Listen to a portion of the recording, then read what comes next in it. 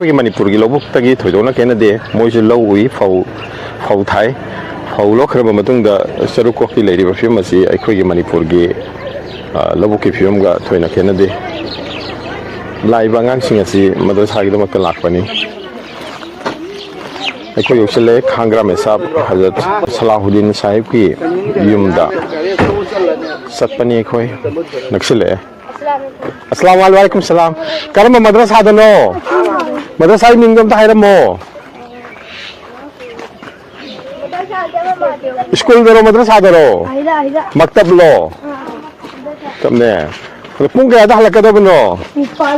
निपान फावबा चथदोरिबा ओ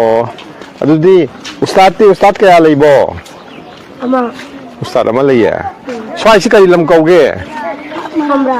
खागमारा खागमारा को खागमारा ओके खागमारा से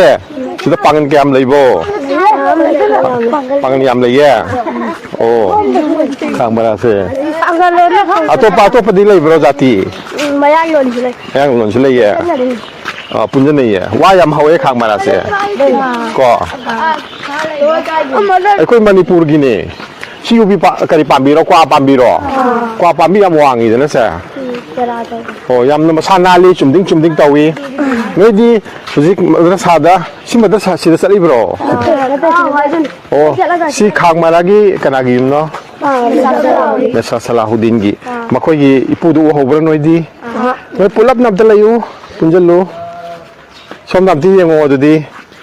नोय मदरसादा करी तमगे कुरान तमब्रो कुरान सुनबा हैरब्रा सियाम नुआइरे को अदुम लयु को ngakdang ओ अनि मुसु लाई ओ नोसु मदरसा चलिब्रो अदु स्कूल सु चतप्रो चले स्कूल न पुंग कयादा चतकदबनो निपान बखादी करी स्कूल चतके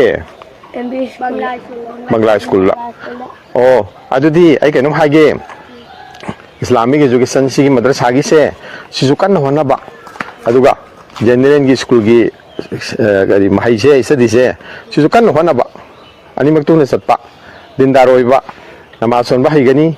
तंगबनी इंशाल्लाह नमाज थारोय तौनी को फरे दे अखोई की जर्नी से हुजिक मणिपुर चलगनी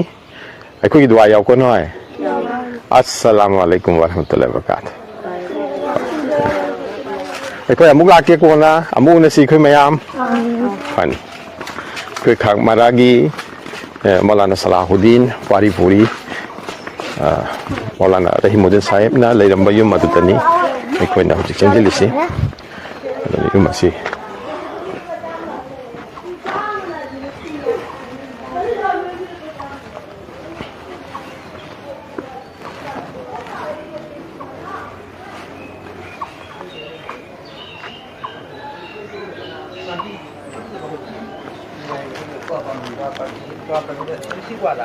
मफम असिदा अखोइदा लाकपदा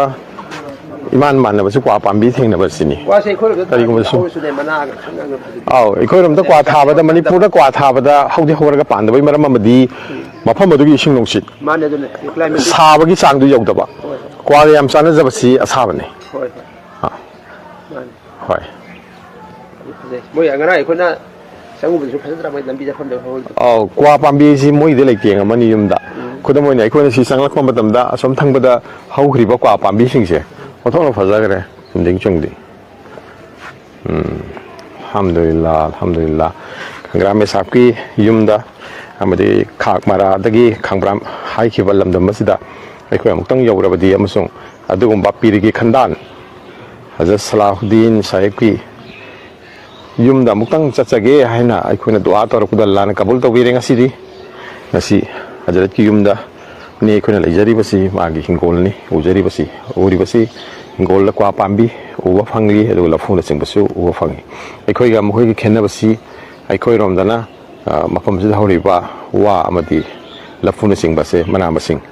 अदुगा नापि सिंबी सिंगसि इमान माने तयुंसु मानदबा हाइबो क्वागी मतंग लाकपसिनी युम खुदिंगा क्वा पाम्बी सिंगसे दरकारी ओइना नत्रगा अपाम्बगी ओइना नत्रगा लेकिंग ओइना थाबसे अखोइना उबा फंगी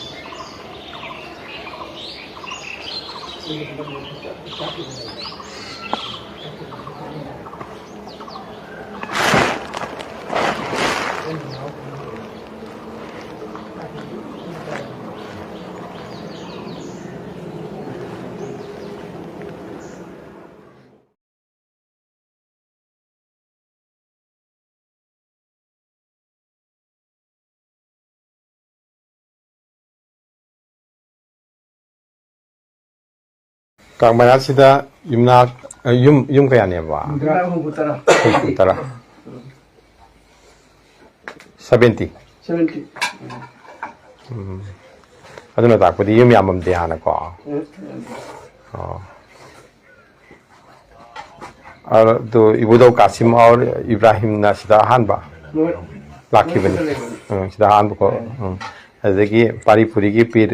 खंदान सिदा मथंग मथंग चत्थरकपनी नो सहित खुंताकपगी मतुंगदा लाकपदा अहानबदा सिदा काकसी सिंगनांगुंबसी याम हौरमे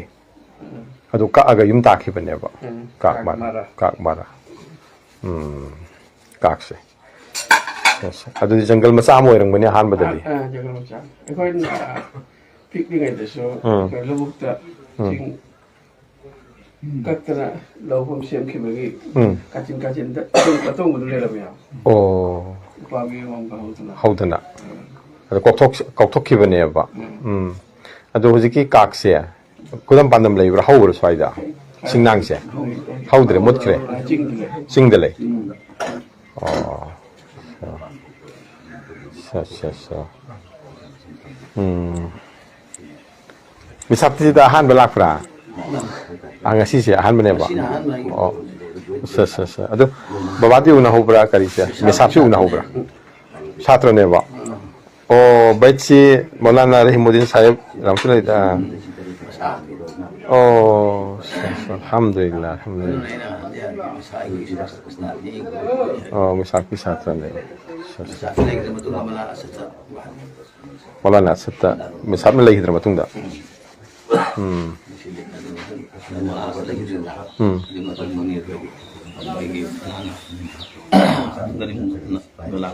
आओ करिगितो मुंबई करिगितो का रे ममिंग दुबो mana yambiga mana Abdul Karim Motimindo आओ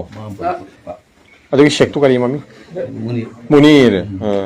मौलाना मुनीर ꯑꯩꯈꯣꯏꯁꯨ ꯇꯧꯔꯛꯑꯦ ꯑꯗꯨꯅ ꯁꯥꯕ ꯑꯩꯈꯣꯏꯗꯤ ꯑꯗꯨꯝ ꯁꯤꯟꯕꯤꯗ꯭ꯔꯁꯨ ꯌꯥꯔꯦ ꯗꯨꯋꯥ ꯈꯛ ꯇꯧꯔ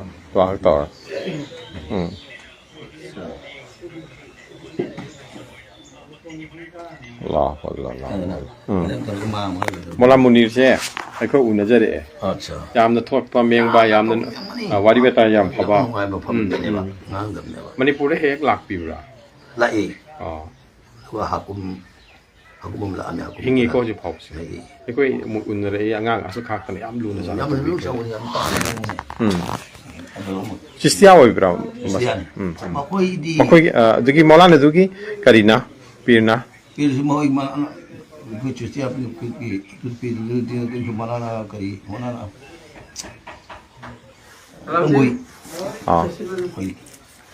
ꯑꯃ ꯈꯪꯅꯤꯡꯕ ꯑꯃꯅ ꯄꯩꯁꯥ ꯃꯤꯡꯁꯦ ꯑꯩꯅ ꯃꯨꯟꯅ ꯈꯪꯗꯦ ꯌꯥꯎ ꯁꯥꯒꯩꯁꯦ ꯀꯔꯤ ꯑꯣꯏꯕꯒꯦ? ꯐꯨꯁꯝꯂꯥ ꯑꯩꯈꯣꯏꯕꯨ ꯀꯣꯏꯔꯝ ꯇꯣꯜꯂꯥ ꯏꯄꯥ ꯊꯣꯛꯄ꯭ꯔꯥ? ꯑꯩꯈꯣꯏꯒꯤ ꯑꯂꯤꯌꯥꯒꯤ ꯀꯔꯤꯅꯤꯅꯦ? ꯑꯩꯉꯣꯟꯗ ꯈꯪꯂꯛꯇꯦꯗꯣ ꯑꯔꯥꯏꯕ ꯑꯩ ꯍꯥꯟꯅ ꯑꯩꯅ ꯋꯥꯔꯤꯁꯦ ꯈꯪꯍꯟꯈ꯭ꯔꯦ ꯑꯗꯣ ꯅꯍꯥꯟꯅ ꯑꯗꯨꯅ ꯍꯥꯏꯗꯣꯛꯇ ꯈꯪꯗꯦ ꯈꯪꯍꯟꯗ꯭ꯔꯤꯁꯦ ꯀꯔꯤꯒꯤ ꯈꯪꯉꯣꯏꯗꯣꯏꯅꯣ? ꯊꯤꯔ ꯈꯪꯒꯗꯕꯅꯤꯅꯦ. नते थिर खमदो दो खमन तापी रसु खमबुसु याय ताजा पीबने तापी भी ताजा पीबने तापी बम सुम तामि बथि तापी बम तामि बाइ तामि बसे ओ साने काउ गेने बे सिंहन ने बाइना ओ आदा मला जमा दे करि पुरबन फामो जिकर तोरि मेबा जिकर मजलिस फमिनर मेबा अदु काउखरिबा अदु निंसिंग हले दरंग सि 나지 가리 놈들이 시간인가 봐. 판도이들이 생각봐. 사계기시들이 생각봐. 사계기시들네. 사계기시는 그냥 세컨 땀네. 아시 부터라 까다네 봐. 나이나보다 항보다 티보다. 파리푸리 티바. 바로 그 민지까지 거 봐. 거기 이메일 삽기 가수바 이신 나오나. 니판 수바네. 마샬라. 니파 가야노. 니파 따로. 사게이까지 사게이나 사저범 MLA 사피 마밍 뭉 팝지 거리노 셰크 누르 하산 샤샤 हम लोग आए रहेंगे सी एक बार काक मारा बस कांदी का सारदा कोई पुनमिन नबा जल करी की मतुंग दा कोई इस्तेमा की मतुंग दा मुक Baskandi Darulumda Jalsa Yominaba ngarang adu matungda ngasi Kagmara Maulana Salahuddin Sahib ki yumda amung nastagi punminaba phangbusi yam nuaire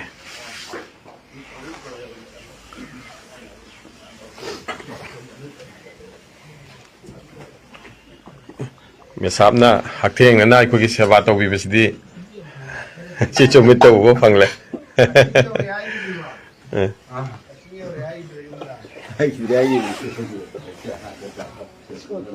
aikoi khongbuni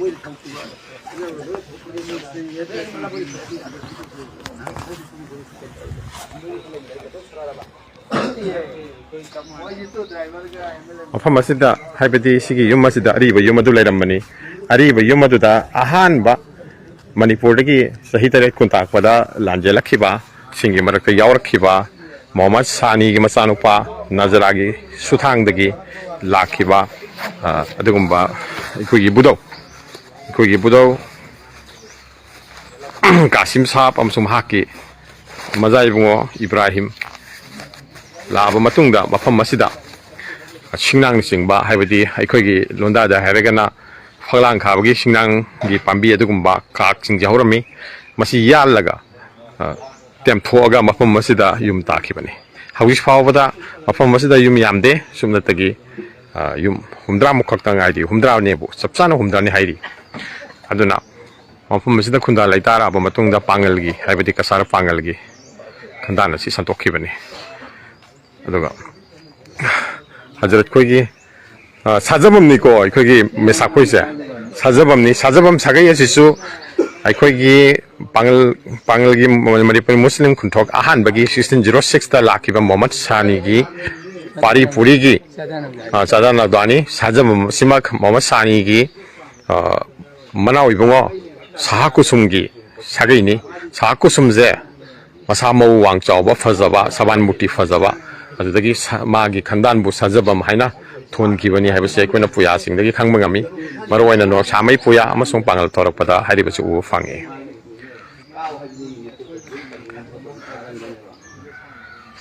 aduna ibudo Kasim amasung Mazaibo Ibrahim asum satharakpada khandan taruk sobada aikogi Khagmera Mesab Maulana Rahimuddin Sahib taruk subada fangi adugi matungda taret subada aikoi ga hujil loinariba punsi Allahna thambiriba aikoina thungpham moiriba aikoi batakpi tambiriba Maulana Salahuddin Sahib Baskandi Darulum Madrasa gi su start oibiriba usarasi sina taret subada aikoina fangi tabu phaba haibuduni pirigi khandana sida aikoina ngasi yorokpa fangbasi latalana mathang suma pamsda puraktona aiko una phangbi khudong cha phangan bi boisun